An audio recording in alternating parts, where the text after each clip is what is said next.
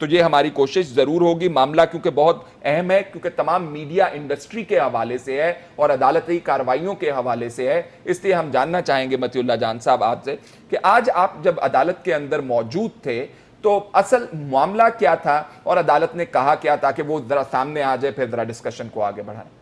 جی فیصل، کچھ دیر میں تاخیر سے عدالت میں پہنچا، مگر اس وقت یہ بحث ہو رہی تھی اور ارشد شریف روسٹروم پر موجود تھے کہ انہوں نے ایویڈنس کو ڈسکس کیا،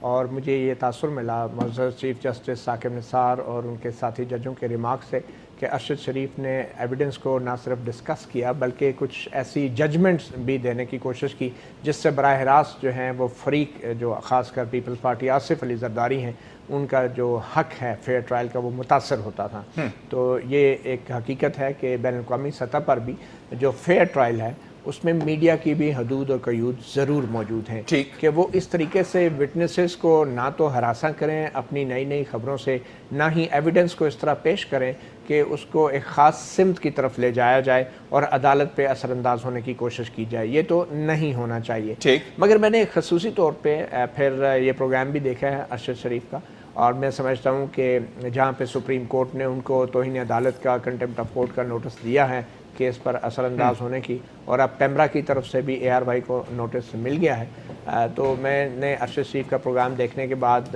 میں سمجھتا ہوں کہ شاید ارشد شریف اس حد تک نہیں گئے تھے کہ جہاں پہ فیئر ٹرائل متاثر ہوتا یا ایویڈنس جو ہیں ان کو ایک خاص رنگ میں پیش کیا جاتا. میرے خیال میں سپریم کورٹ نے براہ راست مطیع اللہ جان صاحب، یہ جو آپ ابھی اپنی رائے دے رہے ہیں کیونکہ معاملہ بہت زیادہ سینسٹیوٹی اختیار کر گیا ہے، تمام تر چینلز کو انہوں نے ڈائریکٹیوز پیمرا نے ایشو کر دیے ہیں اور کہا کہ آپ ڈسکس نہیں کر. جب آپ اپنی رائے دے رہے ہیں کیس کے حوالے سے تو کیا آپ سبجوڈس کیس کے حوالے سے پریجوڈس کر رہے ہیں آپ جو کیس ہے،